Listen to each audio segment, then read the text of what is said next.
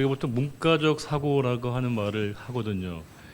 소위 말해서 어떤 의미와 가치 또 의도와 목적을 많이 그쪽으로 생각을 많이 하는 분들을 우리가 보통 문과적 사고가 발달했다 그렇게 얘기를 하고 있고요.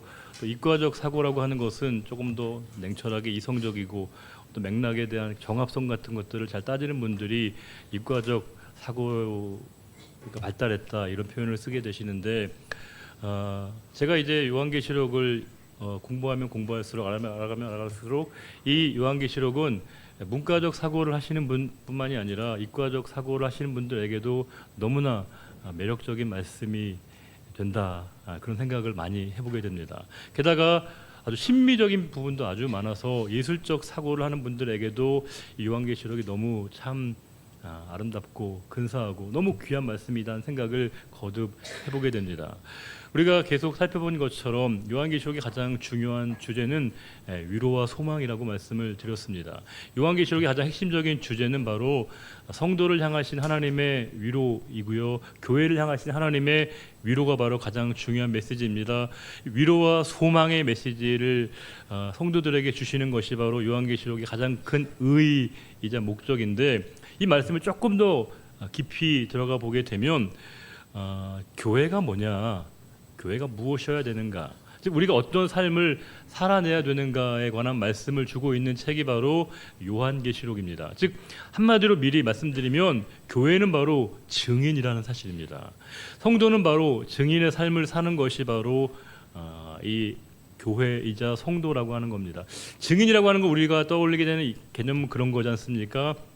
법정에서 내가 알고 듣고 내가 깨닫고 있는 것들을 사실 그대로 증언해내는 거, 이게 우리가 알고 있는 증인인데 성경적인 의미로 따지게 되면 증인이란 말을 다른 말로 스위치하게 되면 그것이 바로 순교자라는 뜻입니다. 즉 증인이란 말의 어원이 순교자이거든요. 즉 증인이 된다는 건 뭐냐면 순교적 삶을 살아내겠는가라고 하는 질문인 것입니다. 순교는 뭐예요? 뭐가 순교입니까?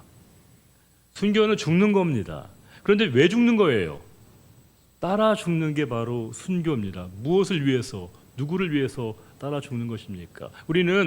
우리가 믿는 그분을 위해서 죽는 것이고 또 우리를 위해 죽어주신 그분의 길을 동참하는 것이 바로 성도이고 순교적 삶에 참여함을 고백하는 것이 바로 성도라는 뜻입니다. 즉 우리는 이 증인의 삶을 살아가는 것이 이 땅의 삶의 한 목판에서 삶의 한 중심에서 우리가 증인의 삶을 살도록 부름받은 공동체가 바로 교회이고 그 중심에 있는 것이 바로 우리들 성도라고 하는 것을 이 요한계시록의 말씀은 우리에게 깨닫게 해주고 있습니다.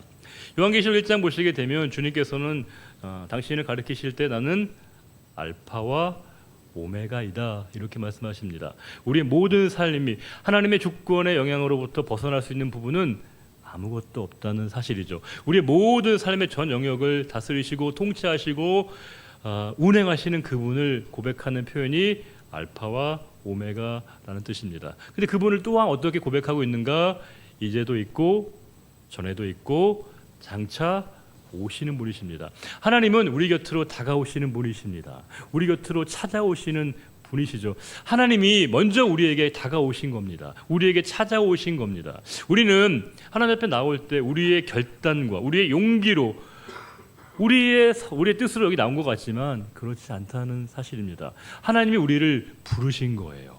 이 시간 웰커밍 데이는 사실은 특정한 분들 위해서만이 아닙니다. 우리 모두를 위한 하나님의 초대입니다. 하나님이 저와 여러분을 이 예배로 부르신 것이고 이 천국잔치에 우리가 너무 필요하셔서 우리를 너무 원하셔서 하나님이 우리를 부르신 날이 오늘 이 예배 날이라고 하는 겁니다.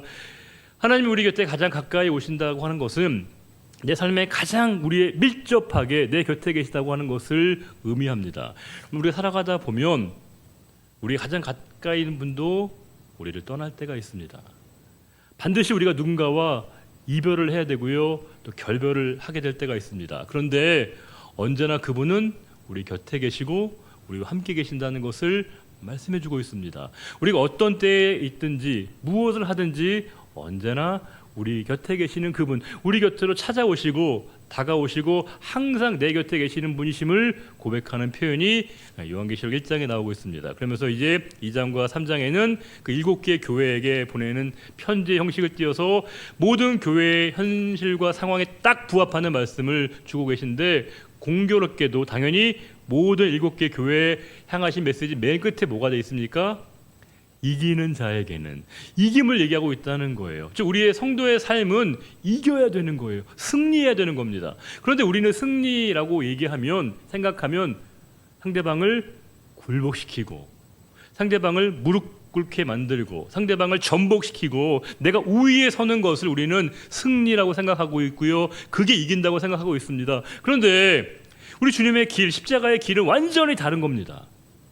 주님의 승리의 길은 세상에 그어놓은 길과는 전혀 다른 승리의 모습을 보여주었습니다. 우리가 우위에 서는 것, 우리가 누군가를 지배하고 군림하는 것이 세상이 생각하는 승리이고 이기는 것이지만, 우리의 이김은 그렇지 않습니다. 타인을 위해서 기꺼이 죽어지는 것, 우리가 종이 되어지는 것, 이것이 바로 승리라고 하는 겁니다. 우리가 이 세상에 살아가면서 믿음을 지키는 게 얼마나 어렵습니까? 이 성도의 이김의 본질은 믿음을 지키는 것입니다. 내 믿음을 지키는 게 얼마나 어려운지 모릅니다. 예전에 우리는 교회 밖에서 시달리고 어려움을 당하고 여러 가지 마음의 상처를 입었다가 교회에 오면 위로를 받고 격려를 받고 또 함께 신앙 공동체 안에서 많은 우리가 소망을 나눴습니다. 그래서 적어도 교회는 우리의 큰 울타리 같았고요, 교회 안에 있으면 우리는 큰 영적 보금자리 같은 것을 느꼈습니다. 그런데 어쩌면 지금은 우리가 교회 밖에서의 신앙생활뿐만이 아니라 이 교회 안에서의 신앙생활에서도 우리 믿음을 지키는 것이 쉽지 않은 싸움을 싸울 수 있다는 사실입니다. 많은 분들이 모여 있습니다. 각자의 생각과 견해가 꽤 다릅니다. 어떤 분들은 그래요. 세상보다 못하다고, 세상보다 못하다는 얘기를 공공연하게 듣습니다. 그 현실 속에서, 그 상황을 보면서, 그런 분들을 보면서도 우리가 낙심하지 않고 믿음의 주여 온전케 하시는 그분을 끝까지 바라보는 이 싸움이 우리에게 얼마나 중요한지 모릅니다.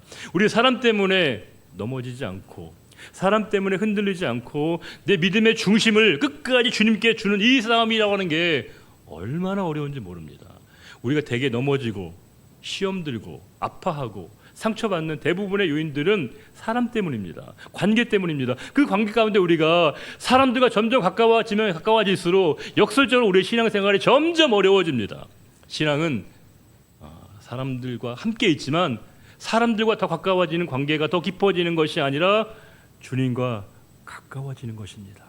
그분을 끝까지 바라보는 것입니다. 어떠한 상황을 만나도, 어떠한 위기를 만나도 내가 내 믿음의 시선을 언제나 하나님께 두는 이 싸움이 성도가 이겨내야 될 마지막 싸움이라고 하는 거예요. 우리가 어떤 일을 만나도 내 믿음의 시선을 하나님께 거두지 않겠습니다라고 하는 이 고백이 우리에게 필요한 것이고, 이 이김, 이 승리가 우리에게 필요하다는 것을 말씀해 주고 있습니다. 그러면서 이제 4장에는 그 천상의 보좌에 대한 설명이 나오고요, 5장에는 그 두루마리, 딱 봉인되어 있는 그 두루마리, 아무도 뗄 수 없는 그 두루마리를 누가 뗄 수 있는 겁니까? 어린 양이 떼신다고 말씀하고 있습니다. 그래서 그 6장에는 6개의 인이 쫙 하나하나 열리는 장면이 나오는데, 특별히 5번째 인은 뭐예요? 떼니까 어떤 상황이 벌어지냐면 성도들이 외치는 거예요. 주님, 언제까지입니까? 언제 주님의 때가 임하는 겁니까? 이렇게 성도들이 탄식하는 장면이 나옵니다. 생각해 보시면 이 질문은 저와 여러분의 동일한 질문 아닐까요? 우리가 늘 묻는 게 그거거든요. 하나님, 도대체 언제까지입니까?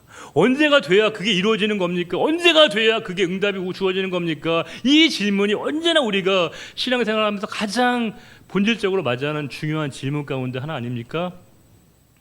도대체 언제 하나님의 때가 이루어지는 겁니까? 언제 하나님의 응답이 나에게 주어지는 겁니까? 이 질문을 우리가 끊임없이 하게 됩니다. 이 신앙생활의 어려움이라는 게요, 하나님의 시간표와 우리의 시간표가 언제나 일치하는 게 아니라는 사실입니다. 하나님의 때와 우리의 때가 잘 안 맞을 때가 너무 많습니다. 이게 참 우리에게 영적 딜레마이거든요. 제가 자주 드는 예로 노아의 예를 듭니다. 노아하면 우리가 떠오르는 게 뭐예요? 항상 노아하면 방주죠. 방주하면 노아, 노아하면 방주입니다. 하나님이 노아에게 방주를 지으라고 말씀하셨거든요. 말도 안 되는 거예요. 저 화창한 그날 방주를 지으라고 하는 건 너무 어이없는 요구이거든요. 그 방주를 여러분 노아가 몇 년 동안 만들었는지 아시죠? 두 가지 설이 있습니다. 100년설, 120년설. 여러분 어떠세요? 뭐 큰 차이 없습니다. 100년 넘으면 다 거기서 거기죠. 근데 많은 분들이 노아가 이 방주를 짓는 시간을 그 기간 동안에 노아 혼자서 배를 지었다는 분들이 계신데 그렇지 않아요. 노아의 온 식구들이 함께 가족 사업으로 그 배를 만들게 된 겁니다. 근데 신기한 게 저는 노아는 그럴 수 있어요. 심하게 얘기하면 본인 혼자 미쳐서. 근데 다른 가족은 뭐예요? 아니 노아가 하는 그 말도 안 되는 행동에 온 식구가 함께 동참했다는 거 이게 뭘 의미하는 걸까요? 다른 가족들이 이렇게 믿은 거죠. 우리 아버지 노아가 믿는 하나님이라면 나도 믿을 수 있다. 우리 남편 노아가 믿는 하나님이라면 나도 믿을 수 있겠다. 이런 신뢰를 주었던 것입니다. 우리 어떻습니까?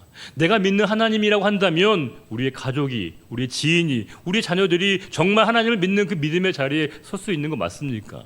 우리가 믿기에 우리의 모습을 통해서 사람들이 하나님을 믿는 게 너무 당연한 모습이어야 하는데 그 신뢰를 노아가 보여주었습니다. 그리고 온 식구들이 사람들의 손가락질과 조롱을 감수하면서 그 배를 만들었습니다. 그리고 드디어 그 배가 완성되었습니다. 그리고 하나님이 말씀하신 대로 온갖 짐승들, 동물들이 다 들어가고 난 다음에 노아의 식구들 8명도 다 탑승하게 됩니다. 그리고 하나님 문을 닫으셔요. 뭐가 내려야 돼요?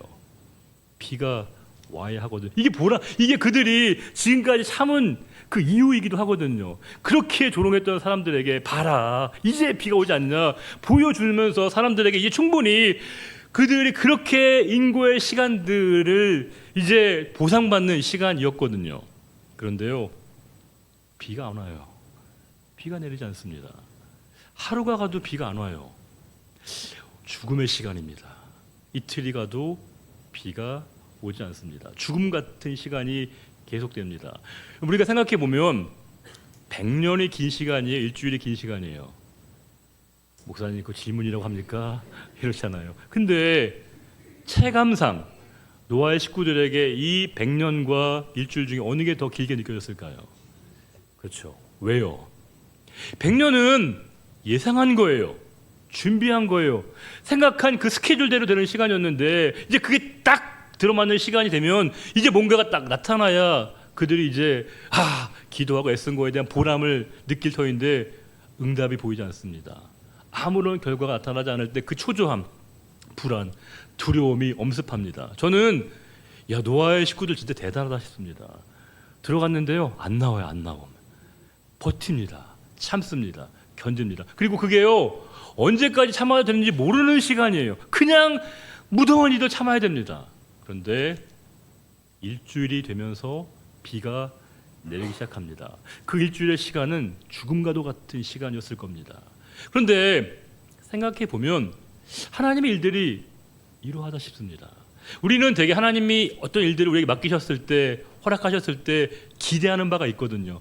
이 정도 시간이 되면 되겠다, 이때가 되면 되겠다라고 하는 이 나름대로의 시간표를 갖고 있고 계획을 갖고 있는데 이게 안 맞을 때가 너무 많습니다. 이게 안 될 때가 되게 많다는 거, 이게 우리에게 주는 엄청난 고통이라고 하는 거예요. 그런데 하나님 우리에게 그 기다림의 시간을 요구하신다는 겁니다. 그래서 우리에게 중요한 건, 성도에게 중요한 건 시간에서 시간이 중요한 게 아니고요, 때가 중요하다는 것입니다. 그 하나님의 때, 하나님의 시기, 하나님이 그것이 완성되고 채워질 수 있는 그 시간까지 끊임없이 우리가 참고 견디고 인내해야 되는 그 시간이 필요하다는 겁니다.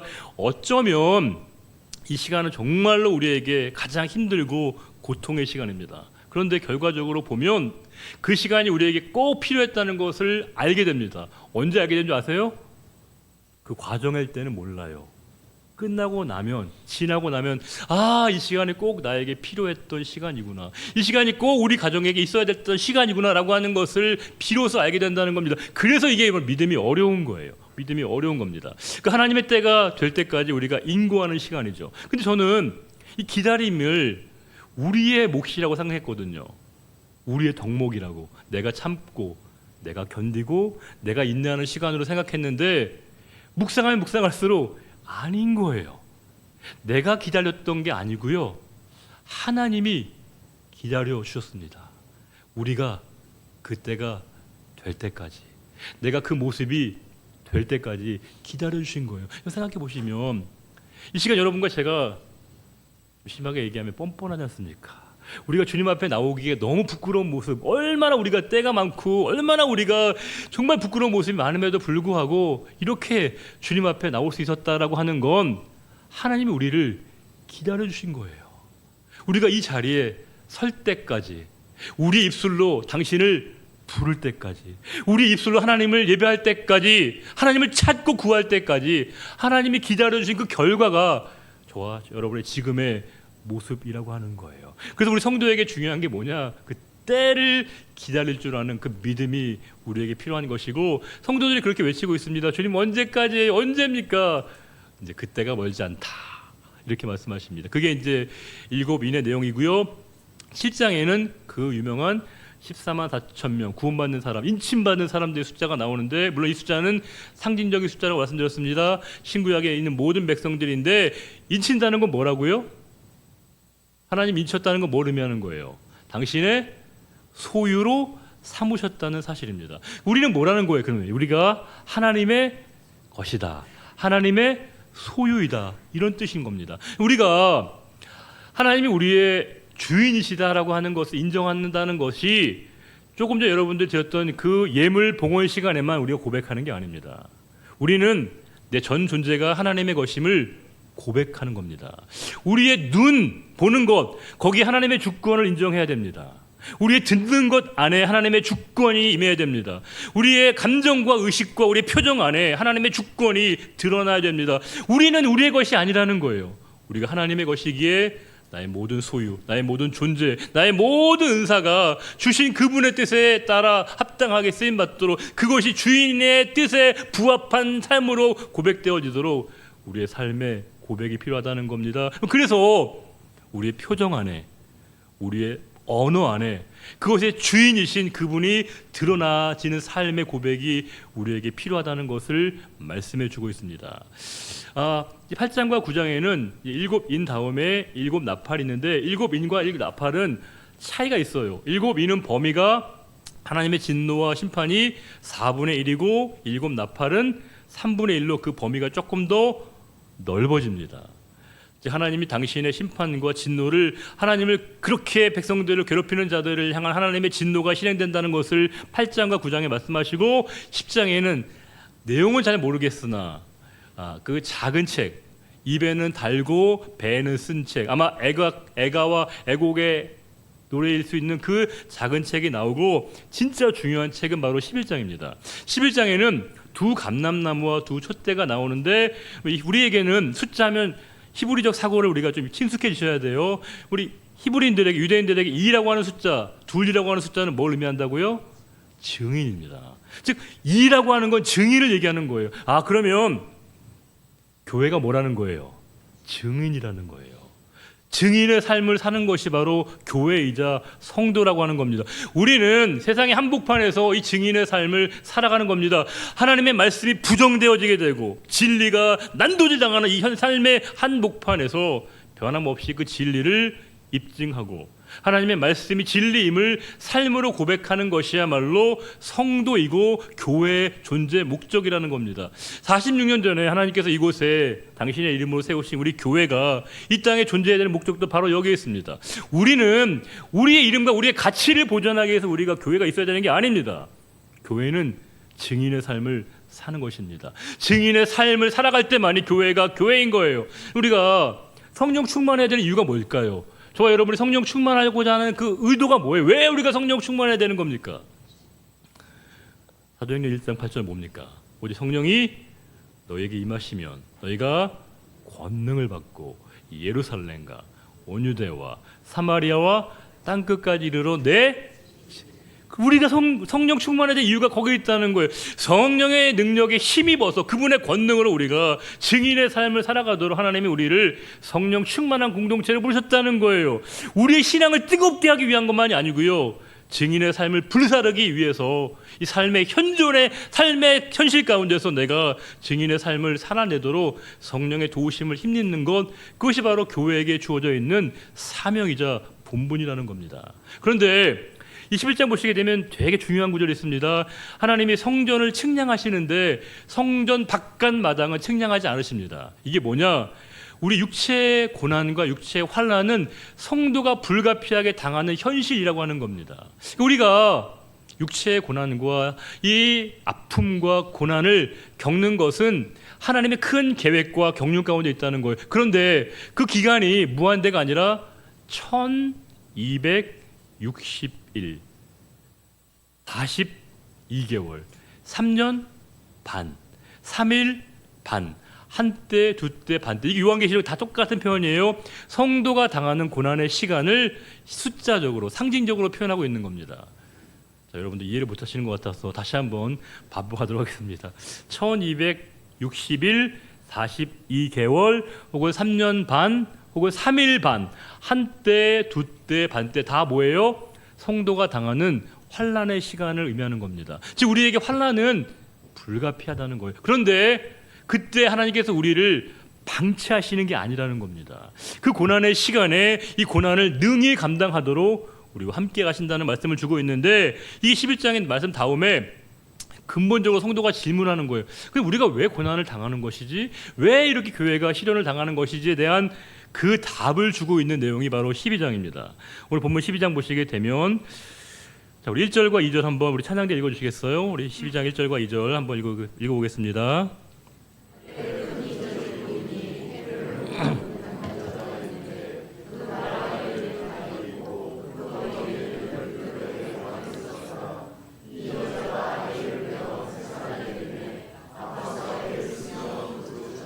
첫 번째 이적이라고 하는 것은 이건 스펙타클한 풍경과 광경을 얘기하는 거예요. 그러니까 거대한 장엄한 풍경을 보게 된 겁니다. 거기 뭘 봤냐면 해를 옷 입은 한 여자. 여기 12장에서 여인은 교회를 얘기하는 겁니다.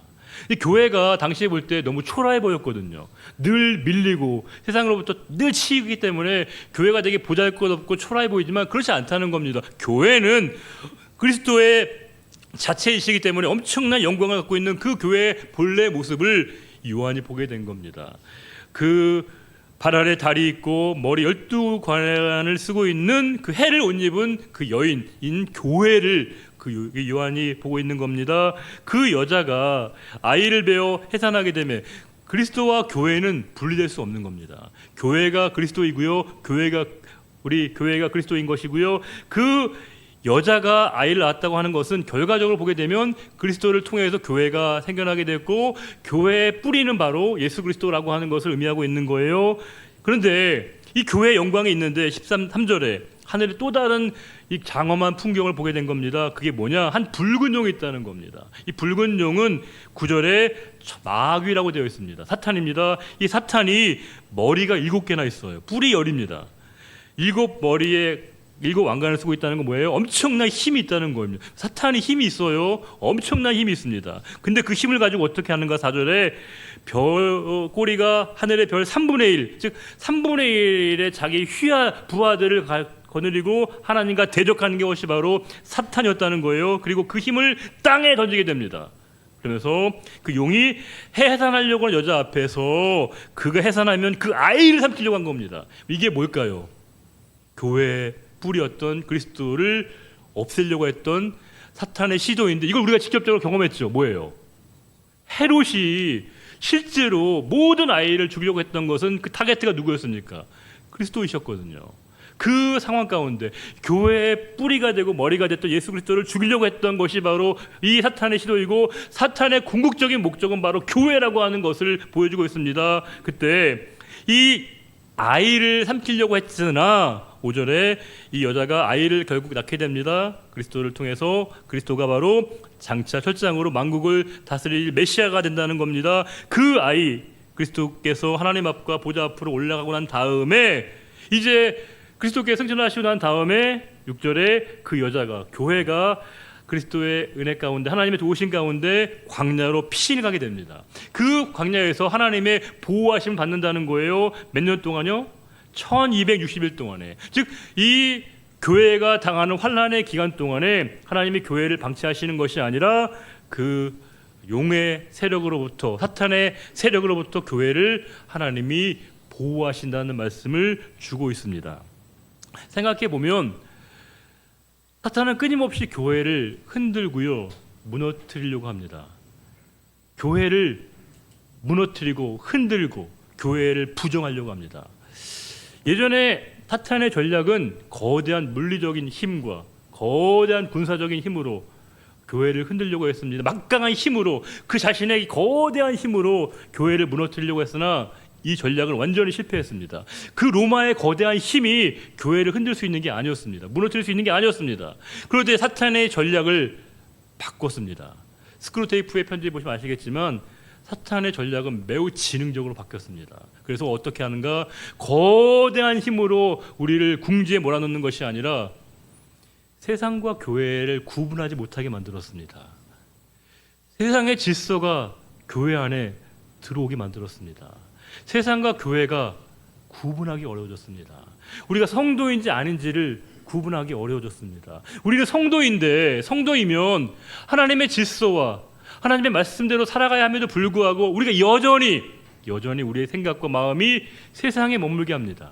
세상의 질서, 세상의 가치, 세상의 선한 것에 우리의 마음을 두게 합니다. 마음을 자꾸 뺏기게 하는 겁니다. 그 자꾸 우리가 이 땅에 머무르도록 우리의 생각과 마음과 모든 것이 이 땅에 머무르도록 하는 것이 바로 이 사탄의 전략이라는 것입니다. 생각해 보면 이 전략은 매우 치밀하고요, 매우 정교해서 우리가 너무 많이 속수무책으로 당하고 있습니다. 어쩌면 우리도 은연중에 살아가면서 세상의 논리, 세상의 질서가 자연스럽게 우리에게 흘러 들어와 있습니다. 세상은 뭐예요? 더 가지려고 합니다. 악착같이 가지려고 합니다. 뺏으려고 합니다. 누리려고 합니다. 더 많은 것을 차지하려고 합니다. 그런데 하나님의 나라는 원래 그렇지 않았어요. 주님께서 우리에게 보여주신 그 길은 완전히 다른 길입니다. 섬기는 길이에요. 낮아지는 길입니다. 주는 게 좋아요? 받는 게 좋아요? 이 답이 바로 안 나오면 곤란한데, 여러분, 이거 우리 답이 바로 나와야 됩니다. 우리는요, 세상은 가져가는 게 좋은 줄 알아요. 자기 이해관계에서 조금이라도 손해보는 걸 싫어합니다. 더 많이 뺏어야 된다고 생각하거든요. 근데 우리는요, 넉넉히 줘요. 베풀어요. 왜요? 우리는 너무 많은 것을 하나님이 주셨거든요. 천국의 기쁨을 우리에게 허락하셨기에 우리는 주도록 부름받는 공동체입니다. 섬기도록, 나누도록, 베풀도록 우리에게 부르신 걸, 이게 우리가 자연스러워져야 되는데 언제부터 우리가 누군가를 뺏어야 돼요? 더 많이 가져야 돼요. 더 많이 누리려고 합니다. 더 많이 모든 사람보다 우리가 더 높임받는 게 더 좋아지고 있다는 것, 우리가 점점점 이 사탄에 보이지 않는 전략에 우리가 넘어가고 있다는 분명한 증거가 된다는 거예요. 그러나 교회는 그렇지 않다. 성도는 그렇지 않다는 것을 증인으로 보여주어야 됩니다. 세상의 논리, 세상의 가치가 아니라 하나님이 정하신 천국의 질서와 천국의 가치를 소유하고 누리고 세상이 거부하는 그 길을 정반대로 걷는 겁니다. 그리고 교회 오시면요, 편한 길을 알려주지 않습니다. 쉬운 길을 얘기하지 않습니다. 도리어 십자가의 길을 얘기합니다. 그러나 거기에 생명이 있기에, 구원이 있기에 그 길을 말하는 것입니다. 우리가 늘 표정이 안 좋다가, 늘 화를 내다가, 매 얼굴에 짜증을 내다가 가끔씩 웃는 분들을 보면 우리가 뭐라고 얘기합니까? 늘 화를 내고 늘 짜증을 내는 얼굴 하다가 가끔 한 번씩 웃는 분은 뭐라고 합니까? 그 웃음을 위선적이다, 이렇게 얘기하거든요. 되게 악하고 못된 짓을 하다가 한두 번만 착한 짓을 하면, 착한 일을 하면 우리가 그때 뭐라고 합니까? 아이, 위선적이네, 이렇게 얘기한다는 거예요. 예전에 위선적이란 말을 하면요, 그건 칭찬이 아니었습니다. 조롱이었거든요. 지금은 최소한의 위선도 안 떱니다. 우리가 작은 것 하나라도 놓치기를 싫어한다는 거예요. 내가 조금이라도 선해지고자 하는 그 마음 그 자체를 아예 증발시켜가고 있다는 겁니다. 내가 세상에서 어떻게 하면 더 내 지분을 갖기를 원하고, 더 내가 누군가에게 섬김을 받기 원하고, 더 많은 것들을 챙기기를 원하는 게, 이게 세상이 우리에게 가르쳐주고 있는, 그게 바로 세상에서 이기는 것이라고 알려주고 있는데, 우리 주님은 정반대의 길을 말씀해주고 있습니다. 섬기는 것, 낮아지는 것, 베푸는 것, 이해하는 것, 용서하는 것, 이게 바로 천국의 백성이 누리는 삶이고 우리는 천국을 소유했기에 이와 같은 은혜를 기꺼이 현실로 이게 말이 돼? 라고 사람들이 우리에게 얘기할 때 말이 돼, 가능해 라고 하는 것을 입증해 보이는 것이 바로 증인된 성도의 삶이고 그것이 이 땅에 교회가 존재해야 될 분명한 이유이자 목적이라는 사실입니다. 우리 5절과 6절 말씀을 한 번만 더 읽고 오늘 말씀 마치겠습니다. 여자가 아들을 낳으니 이는 장차 철장으로 남국을 다스릴 남자라 그 보좌 앞으로 올려가더라. 그 여자가 광야로 도망하매 거기서 1260일 동안 그를 양육하기 위하여 하나님께서 예비하신 곳이 있더라. 아멘. 주님, 우리를 세상의 한복판에서 증인의 삶을 살도록 불러주셨습니다. 이게 얼마나 어렵고 힘든 것인가를 매 순간순간마다 절감하게 됩니다. 하나님의 말씀과 복음의 참된 진리를 고백하는 것, 살아낸다는 것은 세상의 길과 전혀 다른, 사람들이 조소에 맞지 않는, 경멸에 맞지 않는 그 길을 걷는 것입니다. 그런데 우리 주님께서 먼저 그렇게 사셨습니다. 그 길을 우리에게 보여주셨습니다. 그 십자가의 길이 영원한 구원과 생명의 길임을 알게 하셨습니다. 주님 참 감사합니다. 이 세상이 누리지 못하는 천국의 기쁨과 은혜를 우리에게 알게 하셔서 감사합니다. 더 가지려고 하고 뺏으려고 하는 세상에서 나누고 베풀고 섬기고 겸손해지는 것, 이해하려고 하는 마음을 갖는 것이 도리어 천국의 기쁨이고 은혜임을 알게 하셔서 감사드립니다. 주님, 이제 우리가 그 삶을 누리기를 원합니다. 이것이 율법이 아니라 은혜의 삶의 고백이 되게 하여 주시고 우리 모든 삶의 자리 가운데 풍성한 은혜를 경험하는 우리 모두가 되게 은혜 위에 은혜를 더하시기를 간절히 바라며 거룩하신 우리 주님 예수 그리스도의 이름으로 감사하며 기도 올려드립니다. 아멘.